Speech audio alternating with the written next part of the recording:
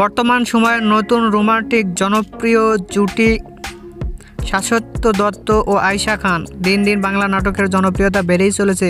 সেই ধারাবাহিকতায় আবারও নতুন নাটক নিয়ে হাজির হয়েছেন জনপ্রিয় এই জুটি। নাটকটির নাম হারাতে চাইনি। এই নাটকটিতে অভিনয় করেছেন বর্তমান সময়ের আলোচিত অভিনেতা শাশ্বত দত্ত ও আয়েশা খান। এই নাটকটির রচনা ও পরিচালনা করেছেন অমিতাভ আহমেদ রানা ও সুব্রত মিত্র। নাটকটি খুব শীঘ্রই নাটকওয়ালার ইউটিউব চ্যানেলে প্রকাশিত হবে। আপনারা দেখতে চাইলে অবশ্যই নাটকওয়ালা ইউটিউব চ্যানেলে চোখ রাখুন এবং নিয়মিত নতুন নতুন নাটকের আপডেট পেতে হলে অবশ্যই চ্যানেলটিকে সাবস্ক্রাইব করে রাখুন। পরবর্তী ভিডিওর জন্য অপেক্ষা করুন।